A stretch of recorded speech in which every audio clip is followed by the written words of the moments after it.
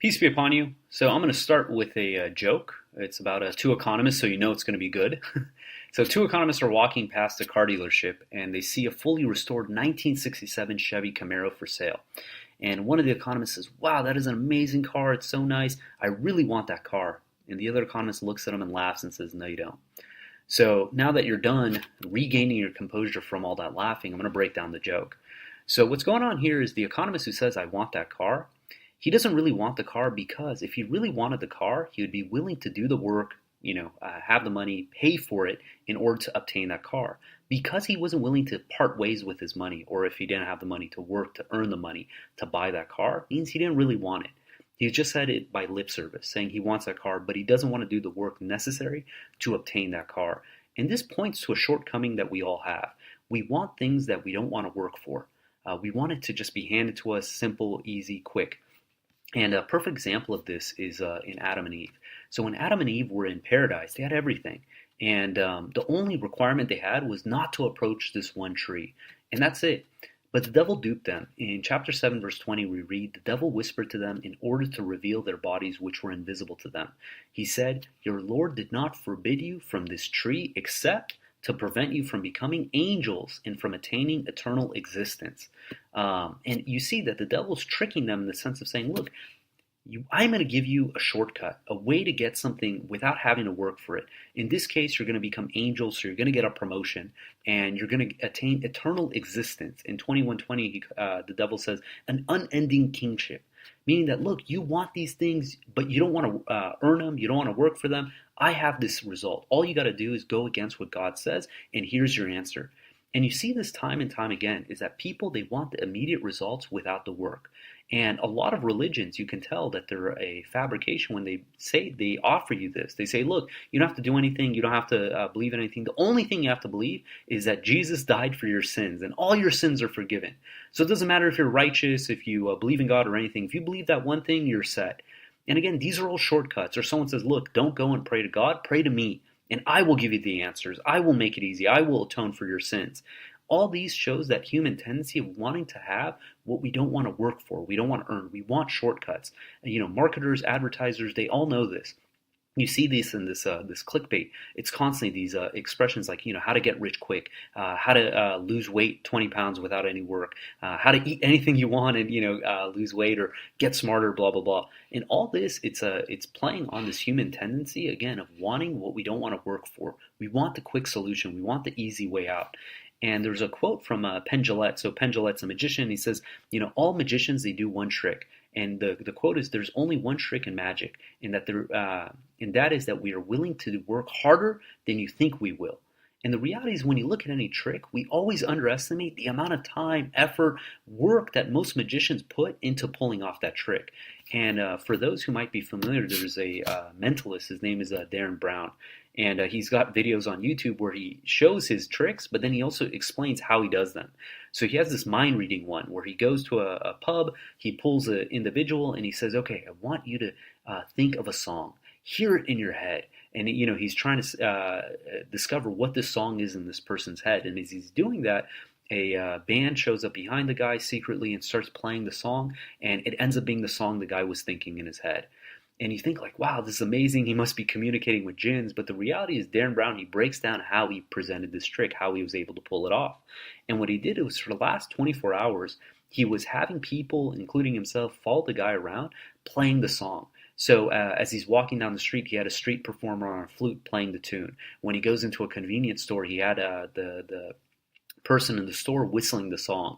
And then he even disguised himself as a maintenance worker, goes inside the guy's office as he's working, and he's humming the song to him as he's working on, the facility.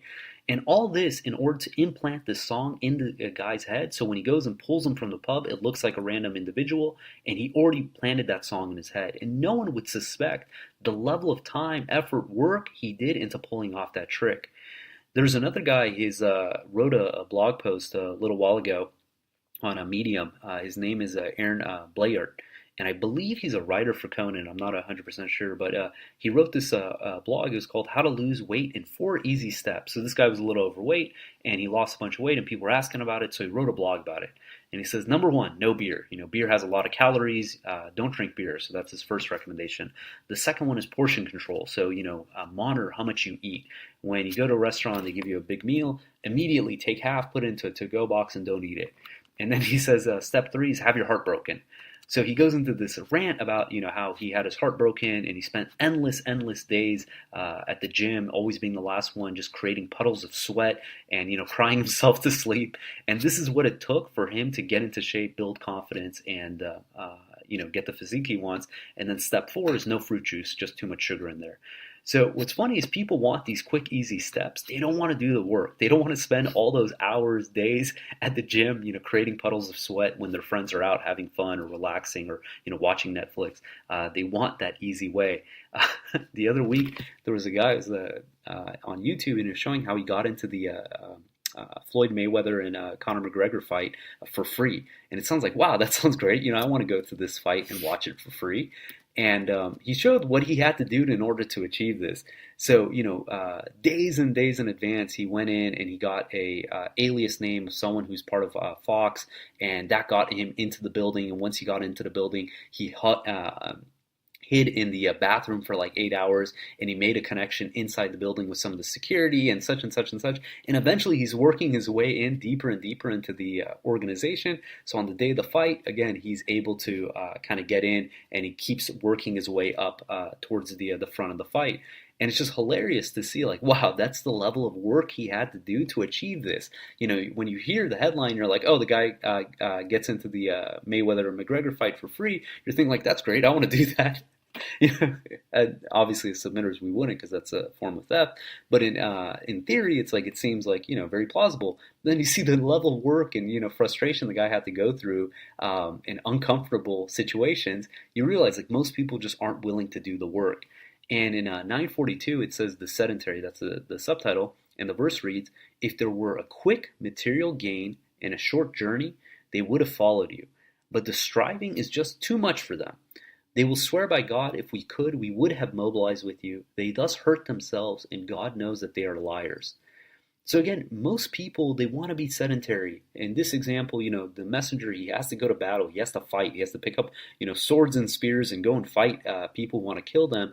And these people, if they could just get the spoils of the war, so the benefit of the war, without having to actually fight, they would do it. But the fighting is just too much for them. And we see this time and time again. God tells us in the Quran, this is a characteristic of the human being, is that we're impatient. In 21:37 says, the human being is impatient by nature. I will inevitably show you my signs. Do not be in such a hurry. And in 17:11 it says, the human being often prays for something that may hurt him, thinking that he is praying for something good. The human being is impatient. And this correlation, to me, is very profound, that the human being prays for something thinking that it's good, that's going to actually hurt them, and that the human being is impatient. And there was a movie that came out over 10 years ago, I think now, called The Secret. And everyone was all hyped up about it, and it was about the law of attraction. Whatever you think about, you're going to manifest in your life. And while there's some truth to this, people were completely misusing this premise, and they're thinking like, look, I'm just going to think about money, and I'm going to get money. And what ended up happening is all they got was they were thinking about wanting money, and they got more desires to want more money, but not any more money. And the aspect is, unless we're willing to realize that, look, if God gave us something that we can't handle, it's actually to our detriment. And it's a blessing that God holds back, giving us more than we can handle, because if he gave it to us, we would transgress. And an example of this is in chapter 43, verse 33. It says, if it were not that all the people might become one disbelieving congregation, we would have granted everyone who disbelieves in the most gracious mansions with silver roofs and stairs upon which they could climb. Their mansions would have impressive gates and luxurious furnishings, also many ornaments. All these are the temporary materials of this lowly life. The hereafter at your Lord is far better for the righteous. Meaning that, look, God says if he was to give these people everything they wanted in this world, that we would all become one disbelieving congregation. Because we wouldn't be able to handle the aspect that the disbeliever was getting these, the wealth, the mansion, the ornaments, all these luxuries, and realizing that that's all they're going to get in this life and nothing in the hereafter. And it's a blessing from God, because if he gave that to us, we would transgress. If we got one more penny than we can handle, we would potentially transgress. We'd become unappreciative. We would become unaware of God, or straight up disbelieve. And there's this concept that the growth occurs in the states of discomfort, that we have to go through that striving, that being steadfast, going through that hardship in order to grow so we can handle these provisions that God gives us, all of God's provisions. And some of the examples of this is in Moses with his teacher in chapter 18. So when Moses was imploring God, he wants to understand God's ways. God assigns a teacher to him. And the teacher's response to Moses was, how can you stand that which you do not comprehend or you do not understand? And the reality is that, look, Moses was put in these uncomfortable situations, things that he felt were not right. And when he would object, this is where he would get called out, and he realized that, look, it's these moments of discomfort where he's really learning, he's growing. One of the classic movies I watched growing up was Karate Kid, and in the first one, that was the best. Daniel-san, he wanted to learn karate from Mr. Miyagi. And so Mr. Miyagi says, okay, sure, come to my house. And he has him, painting a fence up and down. He's very meticulous that you have to paint the fence this way. And how to wax, I think was it a car or like sand? I can't remember exactly. And he wanted them to wax on, wax off, paint up, paint down. And Daniel's doing this for days and he's getting frustrated. He wants to learn karate. And then when he kind of loses his cool and he tells off Mr. Miyagi shows him that, look, these moves that he's doing, he's actually strengthening his muscles for the karate moves in real life. And, most people, if you told them, look, you want to learn karate, you got to go paint a fence, you got to, wax a car, you got to sand the floor, that they would say, this is nonsense. I just want to learn how to do karate. But you have to learn, you have to do the work, you have to grow the muscle, you have to go through thousands and thousands of repetition in order to get to that state. And in order to be able to grow, in order to be able to handle, the blessings, the provisions from God, rather than asking for those provisions, we need to be able to we need to be able to ask God to allow us to be able to handle those provisions. So an example of this is in Solomon in chapter 38. So Solomon had these, amazing horses, and one day he was distracted by his horses rather than worshiping his Lord. So he missed his afternoon prayer. And in order to stop Satan from making a claim against him that he loved his horses more than he loved God, he parted ways with his horses.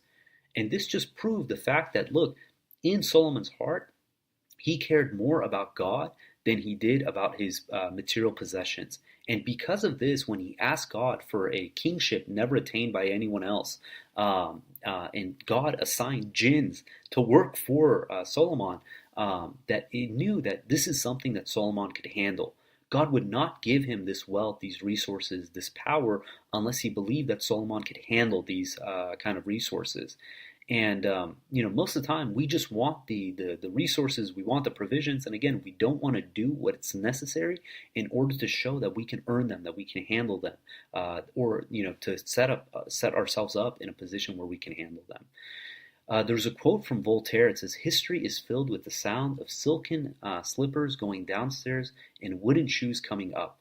And I love this quote, and what it means is, most societies that are able to move up the economic ladder, to able to move up into a global power, they do this through hardship, through being steadfast, through persevering.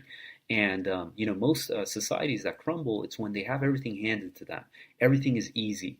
And you see this time and time again, that the societies that are willing to pick themselves up by the bootstrap, to work hard, to do what's necessary to kind of pull ahead, those are the societies that thrive. And the ones that become complacent and just feel entitled and think everything should be handed to them, those are the societies that are in a decline and eventually collapse.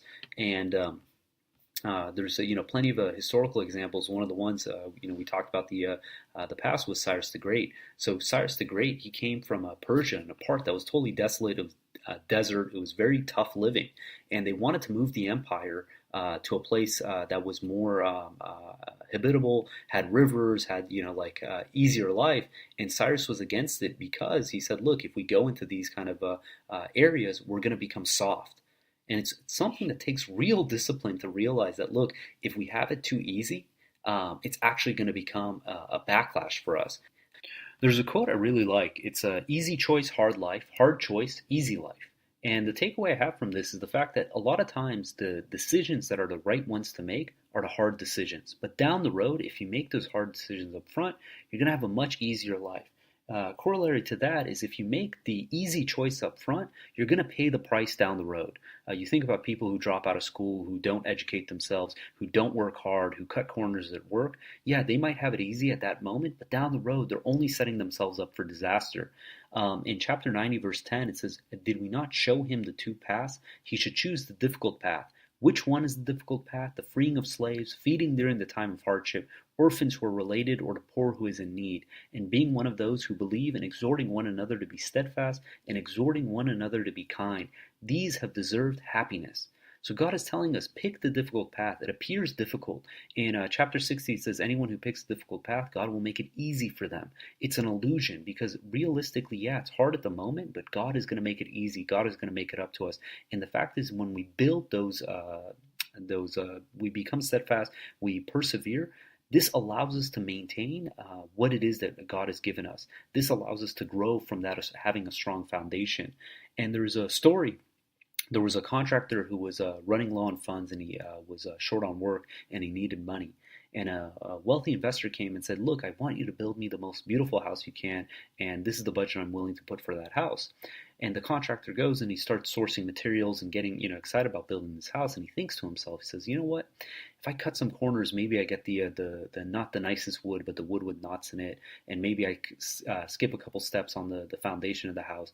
I can save more money and pocket that money for myself." So on the day comes, the investor comes to see how the building is going, and the finished product, and the contractor shows him what he's built, and the guy's blown away. Says, "It looks beautiful, and you know what? As a gesture, I want to give you this house." And this is the reality: is when we think we're cutting corners, that we got the upper hand, what we're really doing is setting ourselves up for disaster. And we have to be able to do the hard work up front, because at the end of the day, that's what's going to pay us dividends. And God tells us in the Quran in 47:31, says, "We will certainly put you to the test in order to distinguish those among you who strive and steadfastly persevere. We must expose your true qualities." What is it that's inside our heart? What is it that we really desire? You have to ask yourself, is it the money you want, the luxury you want, or is it to please God? God tells us in the Quran that the best garment, the best thing we can do is to strive for righteousness, for the hereafter. It says, "O children of Adam, we have provided you with garments to cover your bodies as well as for luxury. But the best garment is the garment of righteousness. These are some of God's signs that they may take heed. O children of Adam, do not let the devil dupe you as he did when he caused the eviction of your parents from paradise and the removal of their garments to expose their bodies. He and his tribe see you while you do not see them. We appoint the devils as companions of those who do not believe." So God is telling us, He says, look, the best garment, the best provision we can get is righteousness. And this only comes from God. We discussed in the previous podcast that God gives us these opportunities to earn righteousness, to take a loan of righteousness from God, to grow and develop our souls. This is a blessing and a charity from God to us, because God could feed everyone, God could solve all our problems, but He puts us in this world to do this God's work in order to earn credit, to be able to prove to ourselves, to grow our souls, why we deserve to be in God's kingdom. In 17:18 through 21, it reads, "Anyone who chooses this fleeting life as his priority, we will rush to him what we decide to give him. Then we commit him to Gehenna, where he suffers forever, despised and defeated. As for those who choose the hereafter as their priority and work righteousness while believing, their efforts will be appreciated. For each one of them we provide. We provide for those and these from your Lord's bounties. Your Lord's bounties are inexhaustible. Note how He preferred some people above others in this life. The differences in the hereafter are far greater and far more significant." And you think about this. You take the richest person in the world, be it Bill Gates, Warren Buffett, any of these tycoons, and you compare it against a homeless person, and you say the degree of wealth between these two is enormous. God is saying on the hereafter it's going to be even greater than that. That the disparities between the person who's in the bottom pit of hell and the person who has the highest ranking, that the level of degree of differences between these two people is going to be much greater than what we even see in this world. So it's something to take very seriously, and we have to ask ourselves, are we striving to get the credit in this world or for the hereafter. In 42:20 it says, "Whoever seeks the rewards of the hereafter, we will multiply the rewards for him, and whoever seeks the materials of this world, we will give him therefrom, and who receives no share in the hereafter." 4:134, "Anyone who seeks the materials of this world should know that God possesses both the materials of this world and the hereafter. God is here, seer." So again, back to the point at hand. These things that we want. The first question is, what is it that we truly want? And the answer to that is righteousness, is to be have God's approval, to be in God's kingdom. This is the thing that we should aim for. Knowing that, we have to know the work, the effort, the time it's going to take to be able to get there. A lot of people think that they can just provide lip service, that this is enough to get them into God's kingdom. And we have to realize that what gets us in God's kingdom is the hard work, the steadfastness, the perseverance. We can't cut corners on this aspect, looking for the quick gain, to be able to earn, quote unquote, righteousness without the work. And you think about this is a quality of the hypocrites. The hypocrites think that they don't have to follow God's laws, that as long as, they're not eating pork, that's sufficient. They don't have to do their contact prayers. They don't have to lead a righteous life. And this is the way that Satan is duping, millions, if not billions of people. And we have to not fall in that same trap. And God warns us, do not fall in the same trap that caused our parents, Adam and Eve, to fall from paradise. So God willing, we're going to end there. If you guys got comments, questions, hit us up at QuranTalk@gmail.com. Or if you want to give us a review on iTunes, that'd be highly appreciated, so we can get the word out to more people. Until next time, peace and God bless.